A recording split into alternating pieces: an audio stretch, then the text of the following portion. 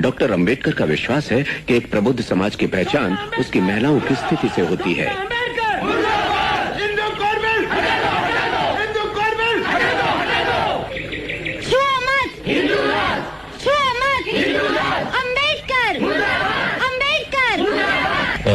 बाबा साहब, प्रधानमंत्री जी के कार्यालय से।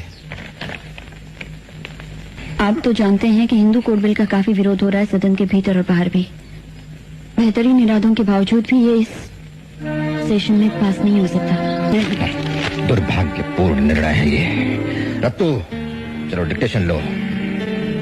काफी समय से मैं मंत्री पद से इस्तीफा देने की सोच रहा था।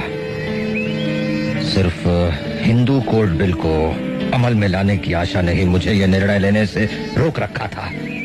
लेकिन इस बिल की मृत्यु के साथ जब विवाह और तलाक वाला हिस्सा भी खत्म कर दिया तो मुझे सदन का सदस्य बने रहने में कोई भी औचित्य नहीं दिखता।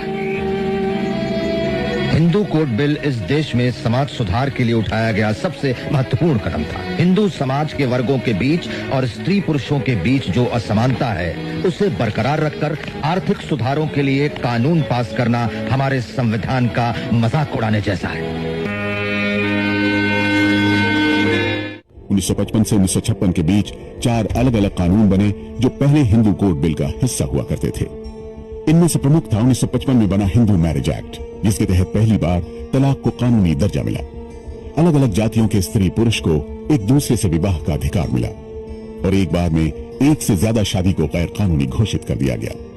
इसके अलावा 1956 में ही Hindu succession act, Hindu adoption and maintenance act और Hindu minority and guardianship act भी लागू हुए। ये सभी कानून किसी न किसी रूप में महिलाओं के हक में थे, समाज में उनकी स्थिति सुधारने वाले थे। इनके तहत पहली बार महिलाओं को संपत्ति में अधिकार मिला। लड़कियों को गोद लेने पर जोर दिया गया। जब ये कानून बन रहे थे तो डॉक्टर अंबेडकर राज्यसभा में थे और सीधे तौर पर इस प्रक्रिया में शामिल नहीं थे, लेकिन इससे उनका योगदान कम नहीं होता। आज देश उन्हें संविधान निर्माता के तौर पर जानता है, दलितों के हक की लड़ाई लड़ने वाले के तौर पर जानता है, लेकिन इस हकीकत से कोई इनकार नहीं कर सकता कि समाज में महिलाओं को बराबरी का दर्जा देने वाले इन अहम कानूनों की नींव भी अंबेडकर ने ही डाली थी। बतौर कानून मंत्री वो महिलाओं के हक के लिए लड़े थे।